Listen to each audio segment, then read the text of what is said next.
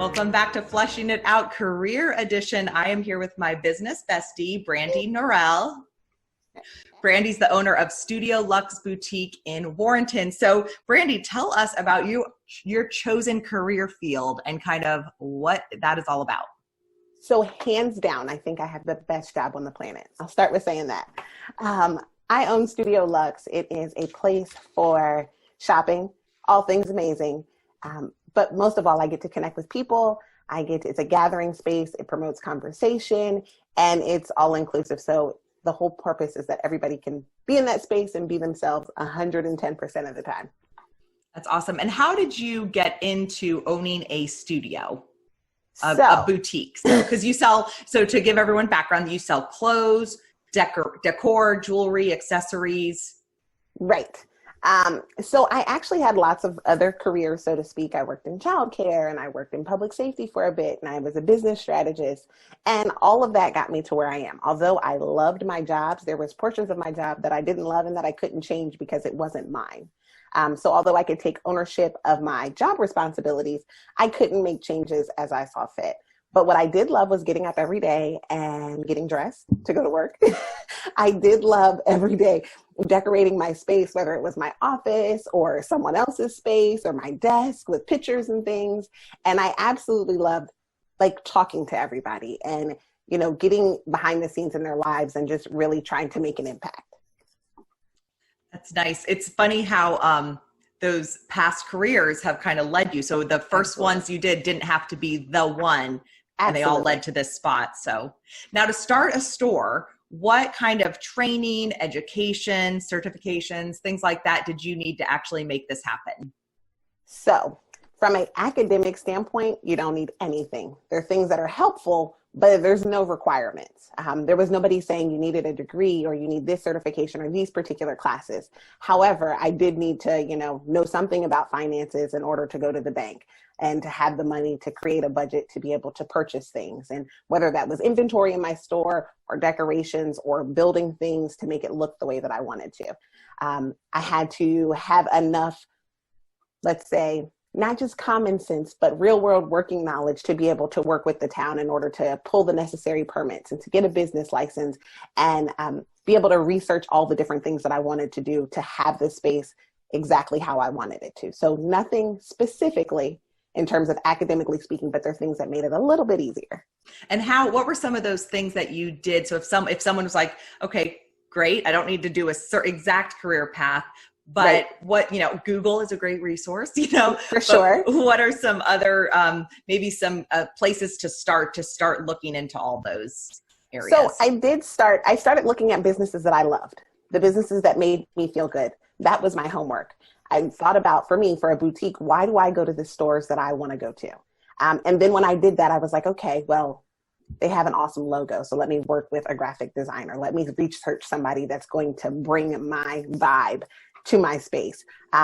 Let me look at, let me work with other people who I really enjoy their style.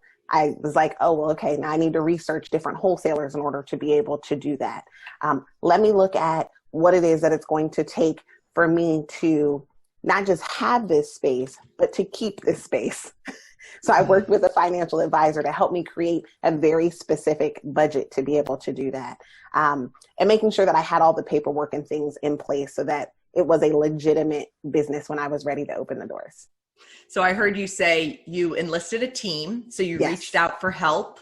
Certainly. And mentors and Absolutely. looking at, you find the person who's doing it. Right. And you follow their lead. You make it you, but you recreate. Don't don't reinvent the wheel. Yeah, yes.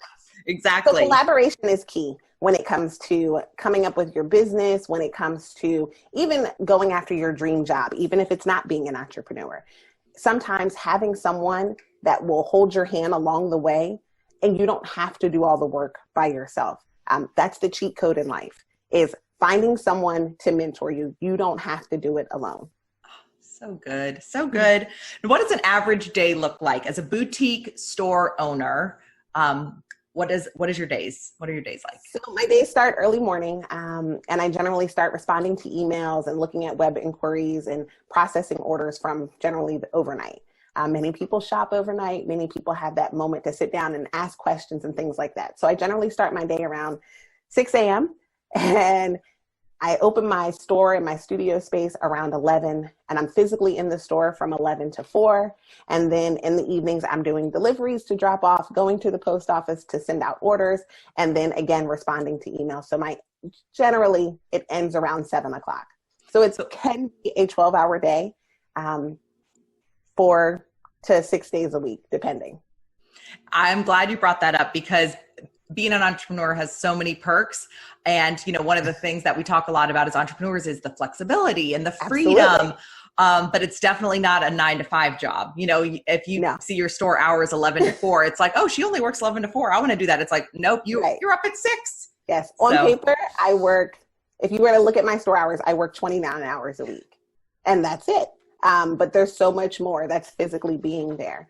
But when it's yours, you don't get to turn it off. Mm-hmm. Yep. And I think there's a different level of when you're passionate about it, right? Oh, for sure. Because you want it to be the best, and you want to feel good when you go in that space, and you want to have ownership and not just have it, but be proud of whatever it is that you've created, whether that's a product, a space, a service. You want to be able to say, yeah, this is mine and I did this. That's great advice for anything anyone pursues. For sure. So next question, what are your favorite and least favorite parts of your job? I would say my most favorite element of my job, and again, this is my dream job, is connecting with people. I have the opportunity every single day to help someone turn their day around. They get to lay their burdens down at the door and just unload. Whether that's conversation, whether that's picking up something for their home, whether that's buying a new shirt, whether that's coming and chatting over coffee. That is the absolute best part of my job, is connectivity. I would say the least favorite part about my job is I don't turn it off. I'm constantly out and I'm thinking. So even on my downtime, I am like, oh, wait a minute, I can do that next week. Or what about this? Or I'm sending an email and I have to be able to create those boundaries. And sometimes that's difficult to turn off the work mode and into home or personal or friend time or vacation. I have to intentionally tell myself, you're not working right now. That is so true for entrepreneurs and even just bosses. Like, I think Absolutely. that not only is that great advice for young people to know that, okay, if I go into this field, it's going to be all the time, but also to have more empathy for their bosses because, and when you're a business owner, like, you literally can't turn it off. And so, there's beauty. And that's why when, kind of think about different careers, there is beauty in like a job, like kind of knowing yourself. Am I passionate about this enough to, think about this, but also learn boundaries, tips for kids. Like, we got to learn those boundaries. But if not, like, if you have another passion, but it's not a career, it's just something you want to do, then maybe a career would be better where it is better hour wise, where you can go in and you can leave. So absolutely. Because you leave it there. It's somebody else's problem or your problem when you get back tomorrow. Exactly. Yours, you kind of walk around with it. And that doesn't even just have to be a problem, just excitement about what you're doing and growing your business and brand. It follows you every day, all day. Exactly. You never get away from it. As we wrap up part 1, is there anything else career related that you think would be valuable for high school kids or something like you wish you knew at their age? I really think it's important to know that it's okay to not know. You don't have to have the answer, the blueprint. Just have some goals and work towards them. And for me, that was a long-term goal. I worked different odd jobs to find that this is what I loved and this is what I wanted. And at 36, I still don't know what I want to be when I grow up. In a couple years, Studio Luxe may just be online. It may not be a physical space, but you can always evolve, you can always change, and it's an opportunity for growth. So sometimes when things don't work out the way that you want them to, it's for a reason. So truly follow your heart, find your passion, and dive straight into that. That's why you're my business bestie. Thank you. I'm so grateful you shared that, because I think especially for young people, there's this pressure that you have to have your life figured out. And it's like, the more as adults, we can share that, like, you know what, it's just do the next right thing. This thing you do may not be the thing, Exactly. But try all the different things and to kind of see where it could lead you. Absolutely. All jobs, I always say everything is not for everybody. So certain careers or certain jobs are temporary. College isn't for everybody. Sometimes it's, the military. Sometimes it's working in public safety. Sometimes it's working a job, truly a 9-to-5, where you collect a paycheck, which is awesome. Be awesome. Like you said, be that best thing in that moment. And then you can figure it out. You have time. So just be the best version of yourself every day in that moment and then grow from there. That's amazing, Brandi. Thank you so much. I appreciate it. We're gonna go to a part 2, but thank you for all this value, and we're gonna do some bonus questions for part 2. Good deal. All right, we're back, fleshing it out, career edition with Brandi Norrell. Thank you so much, Brandi. I loved your insight about being an entrepreneur and really leaning into your passion. Yes. So to give some bonus questions, what are some misconceptions people have about your career? I think people think it's all fun all the time. Like, oh, you get to come and dress up and hang out, and entrepreneurship is great. You have flexibility. You can get up when you want. You can go to bed when you want. You don't have to come to work, which is so not the case. There are days sometimes where I'm like, oh, I've got to go to work today. And I work for me. I'm my boss. But my boss, Miss Norrell, which is me, she doesn't play. She wants the studio to be opened every day. And for me to be pleasant when I get there and be engaged in all of those things. So entrepreneurship is a roller coaster. It's an awesome adventure, but it can be a roller coaster, and it's not the easiest all the time. So true. And I think when you're an entrepreneur, your clients are your boss. So Absolutely. You have the people knocking at the door. If you're not there, hey, where are you? They're asking where you are. Oh, for sure. And they're tracking me down. Social media, phone calls, emails, hey, I stopped by and it was 4:05. Well, I closed at 4, but I get it. Tomorrow we can plan to hang out. And tomorrow. Now, what would people be surprised to learn about, being a boutique store owner? Let's see. I would say the biggest thing is that I still have a life outside of this. I love wearing pajamas.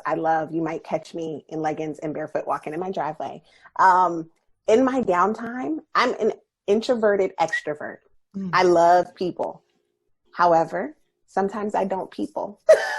I get peopled out too. So. Yeah, you get peopled out. And I love meeting people. I love connecting with people. But sometimes I just need downtime. And sometimes downtime to me is completely quiet in my PJs, top knot in my hair with a cup of coffee, maybe eating a slice of cold pizza.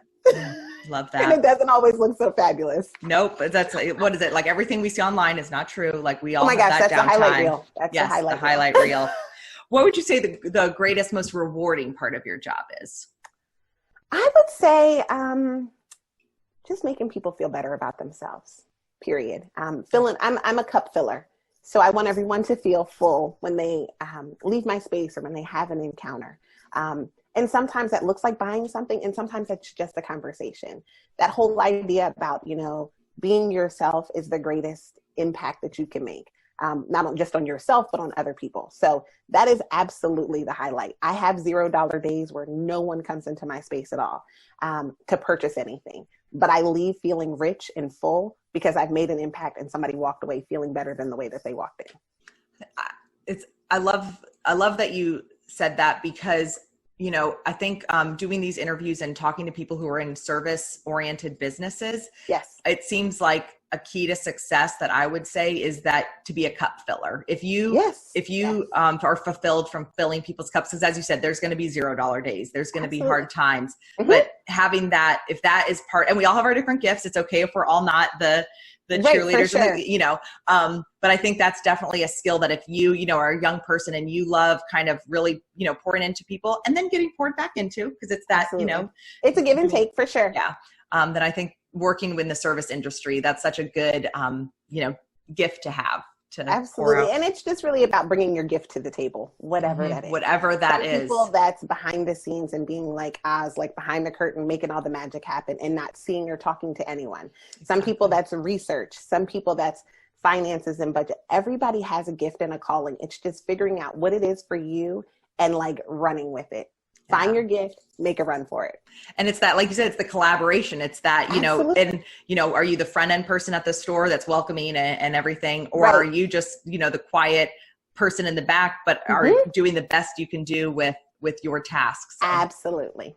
As we wrap it up, Brandi, you know, is there ways that you've seen with whether it's, you know, your personal boutique or other boutiques and retail stores, I guess, where people with different ability levels can find a place to win in each career? Absolutely. I think that in every single career, there's something that everybody can contribute. And again, it goes back to what you and I were saying about finding your gift. So if you're not a people person, I encourage people to kind of say, hey, this is what I am super at, but you have to own your greatness. Don't go on interviews or don't go and apply for things and misrepresent who you are as a person. Show them what you got. Like, give them your best. And if your best isn't standing at the front, then don't stand at the front. Because that's going to be exhausting. It's going to be exhausting. Yeah. To not be and yourself. You won't love your position. You won't love your job. Some of my favorite positions were learned on accident. Somebody saying, hey, can you fill in here for just a moment? Can you step into this classroom, or can you work this position, or can you help this person with this? And I was like, wait a minute, this actually should be my job. I love it. How can they mentor me, you know, to do this? Because I love it. And so sometimes you just have to get out there and try different things and just be open to different possibilities, because the more open you are, the more willing you are to learn new things, you'll learn so much more about yourself than you ever knew. That's awesome. Brandi, thank you so much. If people want to get in touch with you or visit your store in person or find you on social media, how can they do that? Okay, so I am Studio Luxe Boutique. So that's Luxe, Luxe. And that's on Instagram and Facebook, as well as online, all Studio Luxe Boutique. Yay. Brandi, thank you so much. I appreciate your insight and your encouragement, and I am grateful that you get to be my new business buddy. Business besties like this. Thank you, Brandi. Bye-bye. Bye.